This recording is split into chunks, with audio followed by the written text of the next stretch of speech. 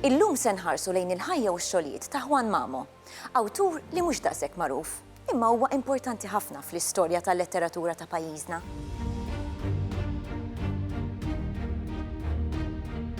Juan Mamo twieled ħalluqa fit-28 ta' Settembru 1886, it-tielet fost 5 taħwa.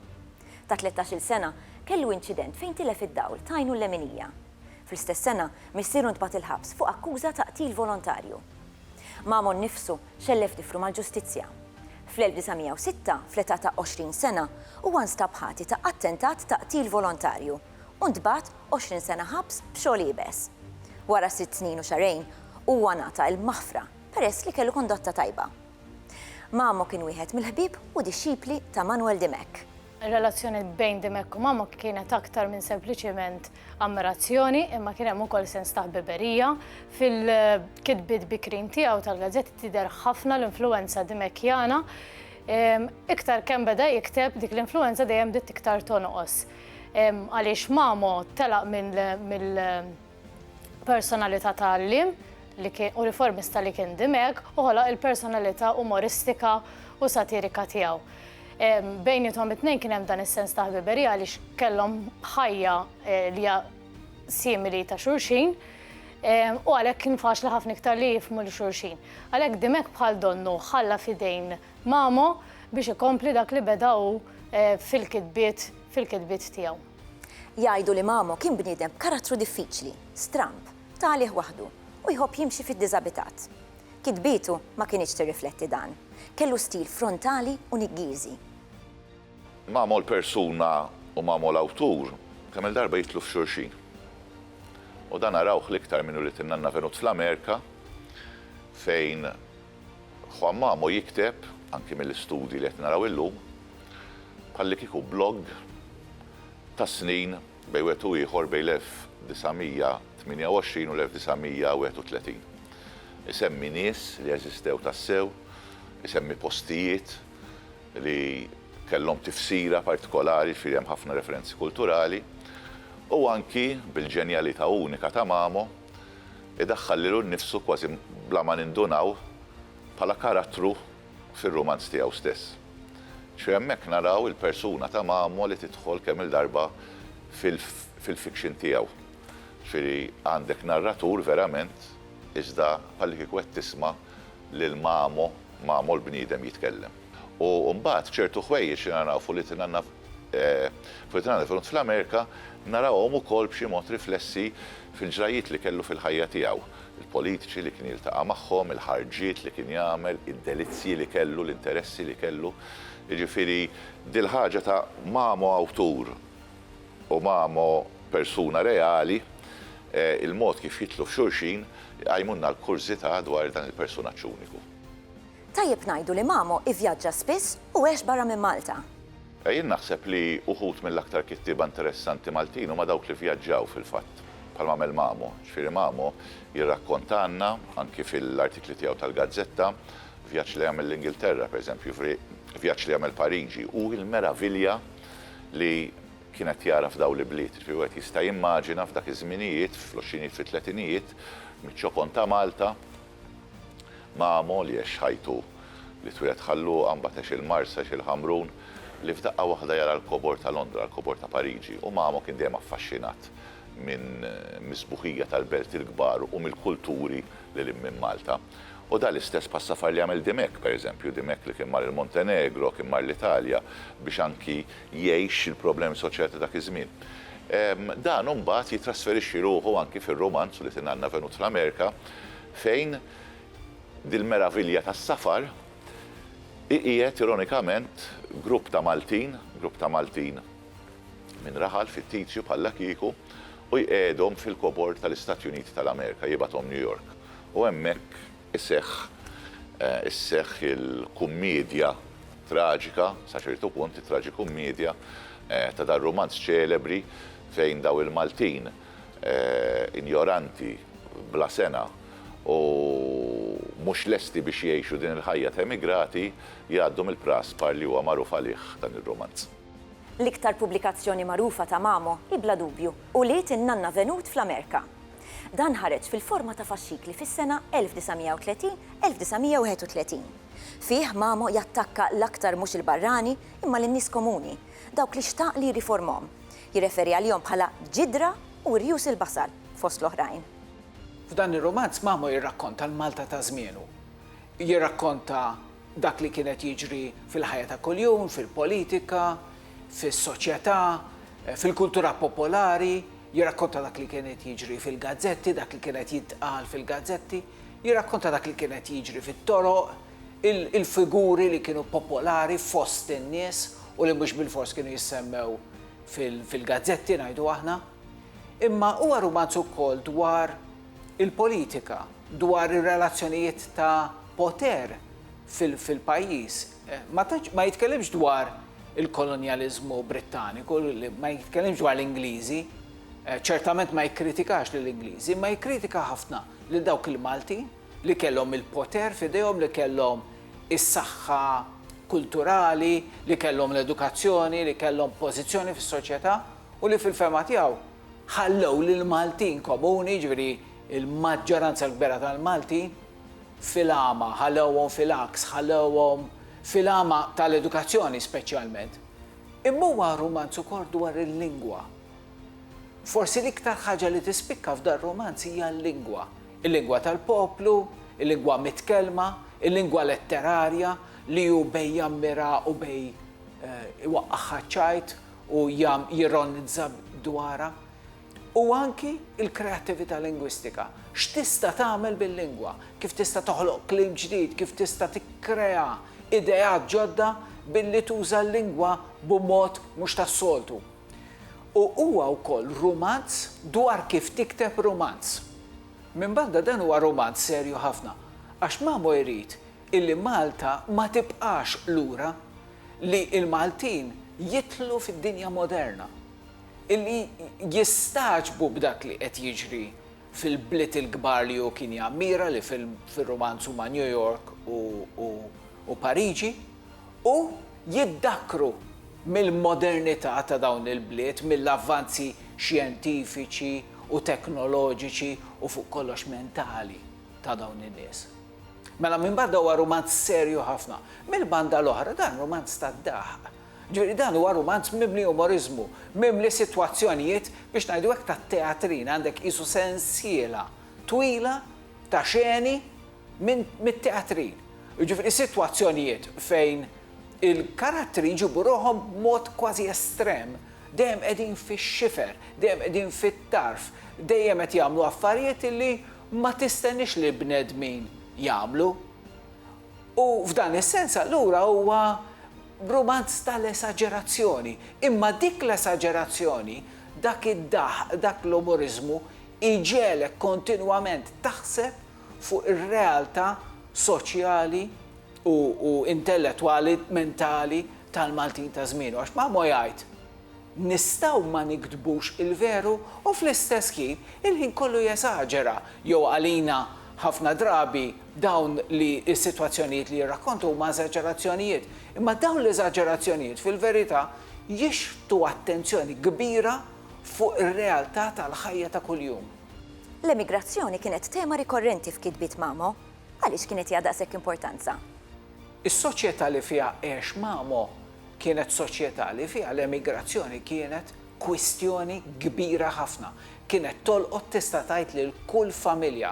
Kull familja kienet tgħaddi minn din kważi tista' tgħidilha traġedja li tinqasam, li tinfirex.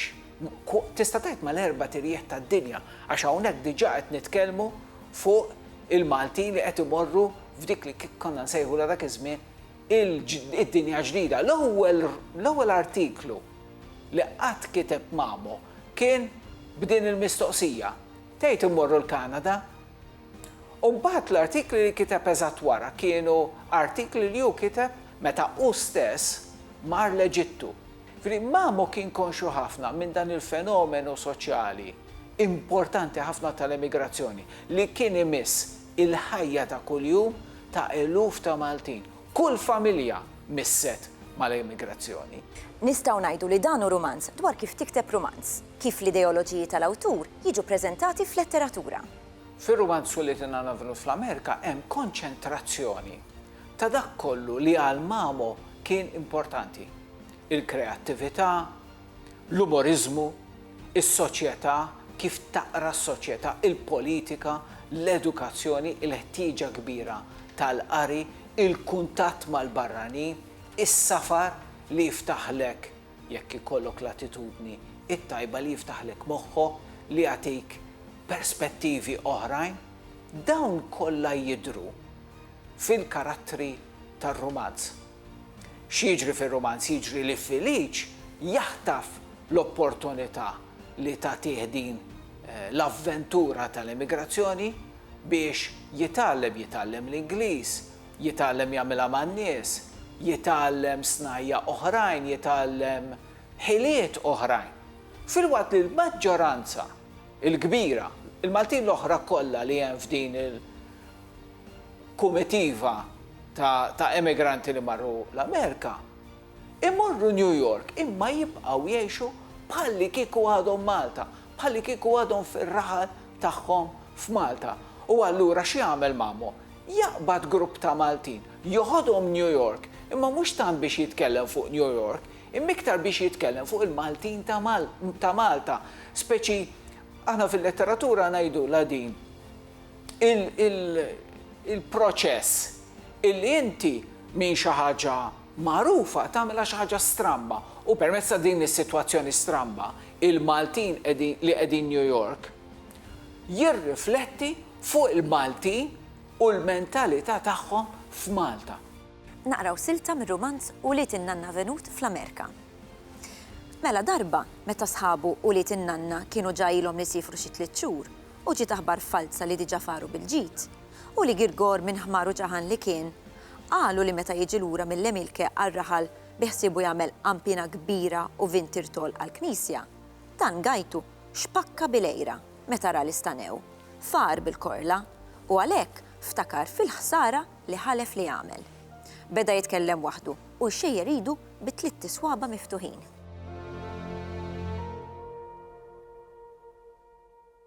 It-tieni ktieb li se nħarsu lejh huwa Ġabra ta' Sigriti li ħareġ fl-1934. It-titlu mill-ewwel jiġbdek u jqanqallek il-kursità. X'sigriti huma dawn? Ġabra ta' Sigriti huwa verament ktieb kurjuż, huwa verament ktieb minsi li ma reġax ħareġ.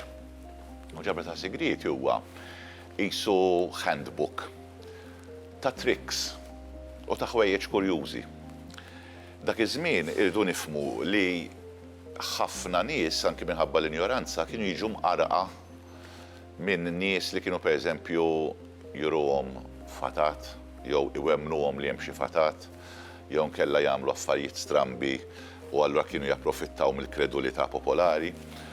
U Mamo min jaf minn fejn ġabhom dawn is-sigriti kollha jagħti lista pereżempju ta' kif turi fatat, ta' kif tagħmel xi taħlita kimika biex tagħmel esplużjoni żgħira. Dan huwa ktieb kurjuż għall-aħħar li jien narah simpatiku u narah importanti wkoll għaliex juri lin-nies kif huma kif hemm min u kapaċi ibellalhom l-affarijiet allura bħalli kieku jtihom twissija isma' ħanalmek kif ma titqarrax. Imma fl-istess ħin jisu jagħti l-istruzzjonijiet lil min kapaċi jqarraq biex jqarraq bin-nies. Ġifieri huwa d-divertiment l-ironija tipika ta' Mamo u naħseb ukoll huwa ktieb li huwa invenzjoni oħra ta' Mamo biex b'xi mod jew ieħor jagħmel proġett biex jaqla xi ħaġa.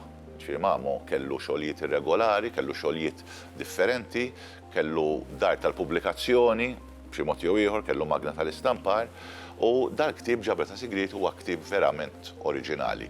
Kitba minsija, kitba kurjuża, kitba interessanti ħafna u hija wkoll kurjużament waħda mill-ftit kotba li titkellem dwar l-użu rikreattiv tal-kannabis. Dan qed ngħidu mhux biss għall-kurżità, imma l-fatt ta' kemm kellu orizzonti kulturali miftuħin Mamo, kemm kien jaqra affarijiet li kien jaqrahom fuq rivisti barranin, gazzetti barranin, kemm kellu delizzi u interessi varji u mbagħad kif itraduċihom f'pubblikazzjonijiet tal-poplu. Dan il-ktib huwa wkoll eżerċizzju fil-kreattività lingwistika ta' Mamo, naturalment minħabba li kienet imiss ma' żviluppi fix-xjenza, rrid ukoll joħloq kliem ġdid, rrid ukoll jiżviluppa lingwaġġ ġdid. F'dan il-ktib naraw allura il-kilba tiegħu li jitgħallem u l-ambizzjoni tiegħu li jgħallem lill-poplu, imma fl-istess ħin hemm ukoll dan l-element ta' divertiment li nies jieħdu gost, jaqraw u possibilment jesperimentaw bl-affarijiet li kienet isemmi.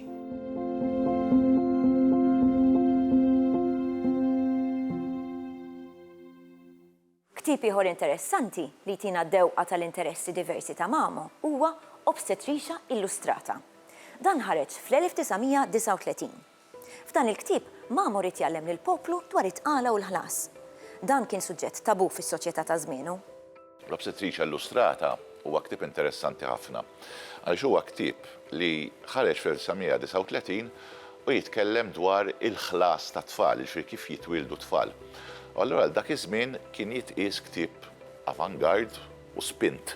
Ġifieri ktib li qed juri l-figura tal-mara, bioloġika ovvjament, imma l-figura tal-mara arwina, imneżza, bit-tarbija fil-ġuf, juri il-partijiet ovvjament tal-natura tal-mara u ikompli sa mat-tarbija titwielet u anki jagħti pariri dwar kif wieħed joħsib it-tfal. Issa di mhux l-ewwel darba li kien hemm kodba bħal daw, ġifieri l-kittieba realisti jew l-kamp soċjalista kien iħares lejn ir-realtajiet soċjali u jara li kien hemm ħafna ignoranza anki fi kwistjonijiet mediċi personali bħal huma il-ħlas u trobbija ta' tfal. U 7 snin qabel Giuseppe Bonnici li kien involut anki bil-qawwa fil-Partit tal-Ħaddiema u kien kittib realist magħruf kien ħareġ it-trobbija ta' tfal li huwa ktib b'intenzjonijiet simili. Il-ktib Obstetricia Illustrata għal darb'oħra ktib infittex anki mill-kollezzjonisti, għandu ħafna inċiżjonijiet, għandu ħafna dettalji u tpinġijiet bioloġiċi autentiċi. Jiena naħseb li Mamo wkoll li kien arrej avidu u kien kollezzjonist tal-kodba ikkopja jew adatta minn affarijiet li ra minn barra u dik hija interessanti li Mamo kienet jara x'qed isir barra. Affarijiet li kienu xi ħaġa normali fil-pajjiżi tal-Ewropa u prova iġib dawn il-metodi, iġib dawn it-tip ta' pubblikazzjonijiet, dat-tip ta' tagħlim għar-realtà Maltija. Dal-ktib kien mimli illustrazzjonijiet tal-ġisem tal-mara. Kif tistgħu timmaġinaw dan ħoloqlu problema kbira mas-soċjetà ta' żmienu? Bintu Saturnina tirrakkonta illi meta ħareġ dan il-ktieb li kien fih naturalment ħafna stampi tal-ġisem tal-mara biex ngħidlek karwien u naturalment stampi espliċiti ħafna tal-partijiet tal-ġisem li huma marbutin mat-tqala u mal-ħlas. Patri Felician Bilocca li kien il-marsa dak iż-żmien kien marant Saturnina, l-mara ta' Mamo, wara li Mamo kien miet, u qalla biex dawn il-kodba taħraqhom. Il-kodba kienu fil-kantina tad-dar tagħhom il-marsa bejn il-marsa u l-ħamrun Treqa Zoppardi u niftakar lil Saturnina la ħfrila qiegħda fil-kamra ta' barra ta' din id-dar tirrakkuntali din ix-xena li hi ma tiftakarix imma tiftakar lil omma Mari Carm tirrakkunta. U dejjem kienet tgħidli Saturnina b'ċerta kburija li omma li kienet mara tal-Knisja ħafna, mara reliġjuża ħafna. Lill-Patri Felician Bilocca għaltlu iva, għaltlu issa nagħmel kif qed tgħidli. U għamlet ta' rasa żammithom. Tantu hekk li kull min kien imur għandha biex jistaqsija dwar ġwan Mamo kienet tagħtih bħala rigal, bħala rikonoxximent kopja ta' l-Obstetricia Illustrata. Huwa miktub bl-Ingliż u bil-Malti, waqt li għandu anke prefazzju bit-Taljan. Huwa miktub b'3 lingwi, ovvjament bil-Malti fil-biċċa kbira, li juri anki l-abilità lingwistika li kien jiftaħar biha Mamo, iżda li fl-istess ħin hija karatteristika anki tal-kittiba ta' żmienu tal-boton li kien jagħmel parti minnu hija idea wkoll tal-influenza dimekjana, iżda anki jiena naħseb l-idea tal-Malti kif inhu jew kif kien verament li jilqa' iż-żewġ influenzi storiċi kbar li kienu dak tar-Renju Unit bħala il-kolonizzatur il-ġdid li qed jinfluenzana ħafna imma anki l-influenza storika tat-Taljan. Naqraw silta minn Obstetricia Illustrata ta' Juan Mamo. Tastjar sistematiku tkixxi wara xulxin tal-ġuf waqt itqala. Bekk it-tabib jista' jkun jafx għada għandu l-fetu u x'naħa qiegħed juri fuqhom il-ġuf.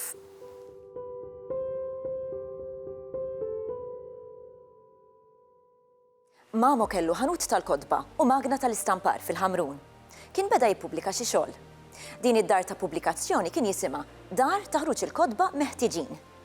Minn barra dawn it-tliet kodba li semmejna, Mamo kiteb diversi poeżiji. Ftit wara li ħareġ mill-ħabs għax kienet jiskonta pjena għax prova joqtol bniedem, Mamo ippubblika 3 poeżiji twal f'kodba żgħar. U f'dawn il-poeżiji jirrakkonta stejjer ħanajtek popolari stejjer ħelwin bir-rima u ma xogħlijiet mexxejja li naħseb li wieħed mill-iskopijiet tagħhom kien li kemm jista' jkun jinbjaw u minnhom ikun jista' jaqla l-flus. Mamo dejjem xtaq u dan jidher ċar mill-ħajja tiegħu minn dak li għamel matul ħajtu illi kemm jista' jkun jaqla xi wkoll billi jikkrea, billi joħloq, billi jkun kreattiv u inventiv. U allura kiteb daw it-3 poeżiji illi eventwalment Annelies Vassallo kienet ġabritom flimkien fi ktieb li jinsab fit-triloġija li ppubblikajna fl-2013. Ma dawk it-3 poeżiji twal li huma rakkonti biex ngħidu hekk.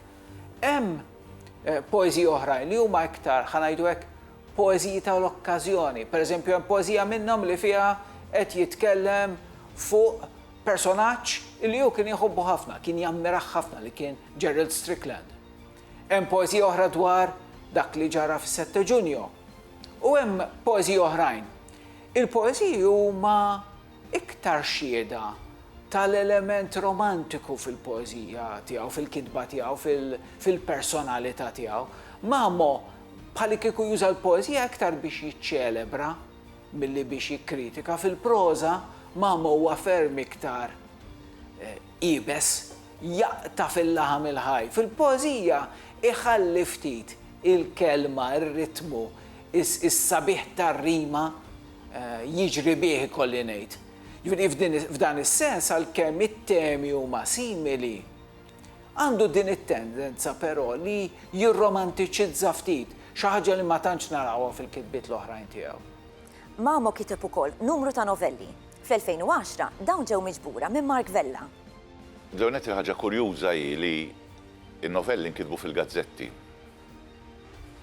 u ma kienux deru għal żmien twil qabel ma nġabru minħabba li ovvjament kienu jeżistu f'dan il-mezz effimeru ġifieri wieħed seta' jsibhom biss fil-gazzetti antiki li jinstabu hawnhekk fil-biblioteka.